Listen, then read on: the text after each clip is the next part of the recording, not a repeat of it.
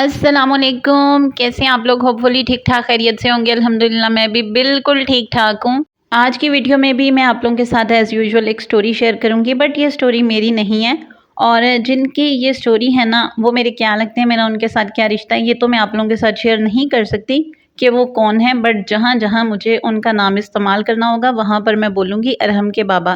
کیونکہ جب انہوں نے اپنی سٹوری میرے ساتھ شیئر کی تو میں نے کہا کہ کیا میں یہ آپ کی سٹوری اپنے چینل پر شیئر کر سکتی ہوں؟ تو انہوں نے کہا کہ آپ کر لیں، لیکن آپ میری آئیڈینٹی شو نہ کروانا، جہاں پر بھی ضرورت ہو آپ بول دینا کہ ارحم کے بابا۔ تو اب میں آپ لوگوں کے ساتھ ارحم کے بابا کی سٹوری شیئر کرتی ہوں، بہت موٹیویشنل سٹوری اور آپ لوگوں کو بہت مزہ آئے گا۔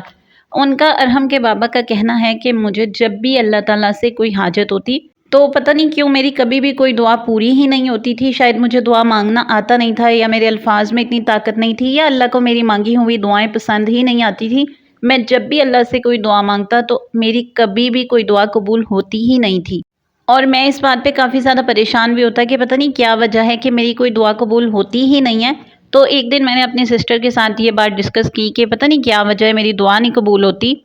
تو میری سسٹر نے مجھے کہا کہ بھائی، جب ہماری کوئی بھی دعا قبول نہیں ہوتی تو یہ اللہ کی ناراضگی کا ایک سائن ہوتا ہے، کہیں اللہ تعالیٰ آپ سے ناراض تو نہیں ہے کہ آپ کی کوئی بھی دعا قبول نہیں ہو رہی ہے، کہیں ایسا نہ ہو کہ اللہ آپ سے بہت سخت ناراض ہو، تو آپ فوراً سے اللہ کو منانا شروع کریں تاکہ آپ کی دعائیں قبول ہونا شروع ہوں۔ تو وہ بتاتے ہیں، یعنی ارحم کے بابا کا کہنا ہے کہ میں اپنی دعاؤں کی قبولیت کی وجہ سے تو اتنا زیادہ پریشان نہیں تھا جتنا میری سسٹر کی باتوں نے مجھے پریشان کر دیا، اور اب تو ہر ٹائم عجیب سی ٹینشن، بے چینی سی مجھے رہنا شروع ہو گئی کہ کہیں واقعی میں اللہ تعالیٰ مجھ سے بہت سخت ناراض نہ ہو۔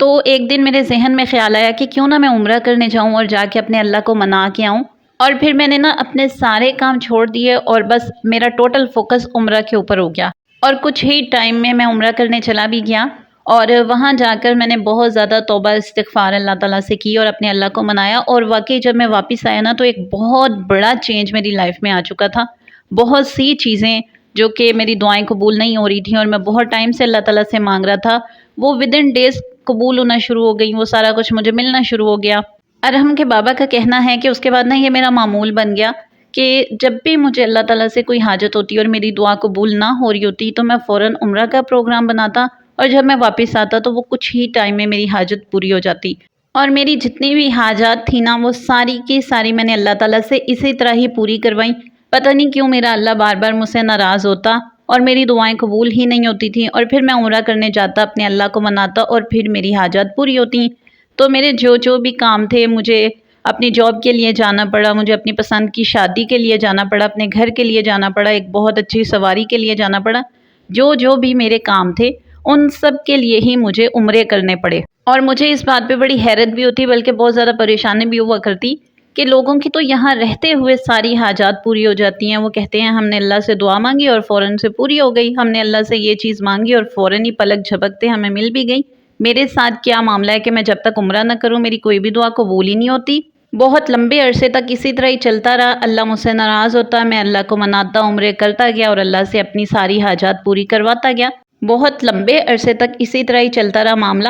اور میں نے اپنی پسند کی لڑکی سے شادی کی تھی، لیکن کافی سال گزر گئے تھے اور مجھے اللہ تعالیٰ نے اولاد سے نہیں نوازا تھا۔ تو میں نے سوچا کہ میں عمرہ پہ جاتا ہوں، بلکہ اب کی بار تو میں اپنی بیوی کو بھی اپنے ساتھ عمرہ پہ لے کے جاتا ہوں اور عمرہ کر کے آتا ہوں، اور پھر اللہ تعالیٰ مجھے اولاد سے نوازے گا۔ لیکن کسی وجہ سے میری بیوی عمرہ پر نہ جا سکی اور مجھے اکیلے ہی عمرہ پر جانا پڑا، اور میں وہاں پر گیا، لیکن اب کی بار الفاظ نے میرا ساتھ نہیں دیا اور میری زبان سے بہت غلط الفاظ نکل پڑے اور جو فوراً ہی قبول بھی ہو گئے۔ میں نے دعا کے لیے ہاتھ اٹھائے اور اللہ تعالیٰ سے کہا کہ یا اللہ، جس چیز سے تو نے مجھے نوازا ہے، کیونکہ میں بار بار اللہ تعالیٰ کے پاس جاتا اپنی جاب کے لیے، اپنی پروموشنز کے لیے، اپنے بزنس کے لیے، اس کو ایکسپینڈ کرنے کے لیے،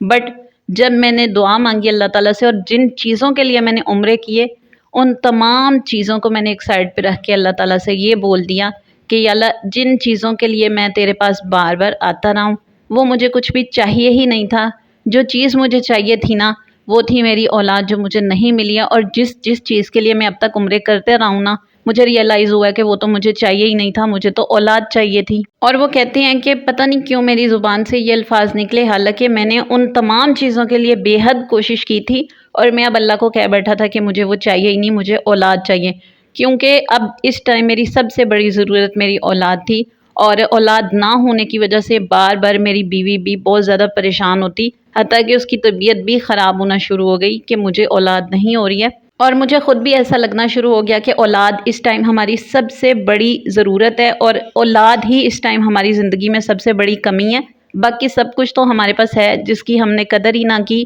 اور اللہ کو کہہ دیا کہ ہمیں ان میں سے کچھ بھی نہیں چاہیے، ہمیں صرف اولاد چاہیے۔ اور وہ کہتی ہیں کہ جب میں واپس آیا تو کچھ ہی ٹائم میں اللہ تعالیٰ نے ہمیں خوشخبری بھی دی، لیکن آہستہ آہستہ وہ تمام چیزیں جو میں نے بہت مشکل سے بڑے عمرے کر کر کے اللہ تعالیٰ سے حاصل کی تھیں، وہ تمام نعمتیں، وہ تمام چیزیں جانا شروع ہو گئیں، اور سمجھ میں نہیں آتی تھی کہ کیسے جا رہی ہیں، لیکن وہ تمام چیزیں ہاتھوں میں سے نکل گئیں، ہمارے پاس کچھ بھی ان میں سے نہ بچا تھا۔ اور آہستہ آہستہ نوبت یہ آنا شروع ہوگی کہ ہم دونوں میاں بیوی پریشان ہوا کرتے کہ ہماری جو اولاد اس دنیا میں آنے والی ہے کیا ہم اس کی ضروریات پوری کر سکیں گے، اور ہم دونوں میاں بیوی بہت ہی بنیادی ضروریات کی وجہ سے پریشان ہوا کرتے تھے۔ اپنی اولاد کو آسائشیں دینا تو بہت دور کی بات، اب تو میں اس قابل بھی نہیں رہا تھا کہ میں اس کی بیسک نیڈز کا خیال رکھ سکوں، کیونکہ مجھے بالکل نہیں اندازہ تھا کہ جب میری اولاد اس دنیا میں آئے گی تو کیا میں اس کے ہاسپٹل کا خرچہ اٹھا سکوں گا، کیا میں اس کے کپڑے خرید سکوں گا، کیا میں اس کے پیمپرز لے سکوں گا۔ ایون مجھے تو یہ بھی نہیں پتا تھا کہ کیا میں اسے دودھ پلانے کے بھی قابل رہوں گا یا نہیں رہوں گا، کیونکہ جس طرف کو میں جا رہا تھا، جو میرے آہستہ آہستہ حالات ہوتے جا رہے تھے، یہاں تک کہ میں اپنی بیوی کا پراپر چیک اپ بھی نہیں کروا سکتا تھا۔ اور اب کی بار تو جو میں عمرے بار بار کیا کرتا تھا، مجھے اس قابل بھی اللہ نے نہ چھوڑا تھا۔ عمرہ تو ایک بہت دور کا خواب لگتا تھا، میں تو اس قابل بھی نہیں تھا کہ بنیادی ضروریات پوری کر سکوں، تو میں بے حد پریشان تھا۔ اور ایک دن دوبارہ سے ساری چیزیں جب میں نے اپنی سسٹر کے ساتھ شیئر کی کہ میں عمرہ پہ گیا اور یہ الفاظ میرے منہ سے نکل آئے اور اللہ میرے سے بہت سخت ناراض ہو گیا، اور اب تو میں اس قابل بھی نہیں ہوں کہ جاؤں اور اللہ کو منا کے آؤں، تو میری سسٹر بڑی حیرت سے مجھے دیکھنے لگی اور اس نے مجھے کہا کہ بھائی، اللہ کو منانے کے لیے عمرے کرنا تو ضروری نہیں ہے، اللہ تو کہیں بھی مان جاتا ہے۔ اور پھر وہ مجھے اللہ کو منانے کا طریقہ بتا کے گئی، جس طرح سے وہ اللہ کو منایا کرتی تھی، اور اب میں بھی اسی طریقے سے روزانہ اللہ تعالیٰ کو منایا کرتا، 1000 بار استغفار کرتا، اور پھر اللہ تعالیٰ کے سامنے رویا کرتا اور اللہ کو منایا کرتا۔ اور آہستہ آہستہ میرے تمام معاملات جو کہ بہت خراب ہو گئے تھے، وہ بالکل ٹھیک ہونا شروع ہو گئے، اسی طرح ہی ہونا شروع ہو گئے جس طرح سے وہ پہلے تھے۔ اور جب میرا بچہ اس دنیا میں آیا تو میں بالکل ویسا ہی تھا، اسی پوزیشن میں تھا جیسا میں پہلے ہوا کرتا تھا، اور ابھی تک جب بھی مجھے اللہ سے کوئی حاجت ہوتی ہے تو میں اسی طریقے سے حاجت پوری کرواتا ہوں، اور جب مجھے لگتا ہے کہ میرا اللہ مجھ سے ناراض ہو گیا تو میں اسی طرح سے اللہ کو مناتا ہوں۔ اور اب مجھے اللہ کو منانے کے لیے کبھی بھی عمرہ پہ جانا نہیں پڑا، ویسے میں بعد میں بھی کافی بار گیا ہوں، لیکن اللہ کو منانے کے لیے اسپیشل مجھے عمرے کرنے نہیں پڑے، وہ میں یہیں پر رہتے ہوئے ہی اپنے اللہ کو منا لیتا ہوں، اور میرا اللہ مجھ سے مان بھی جاتا ہے اور میری حاجت بھی پوری کر دیتا ہے۔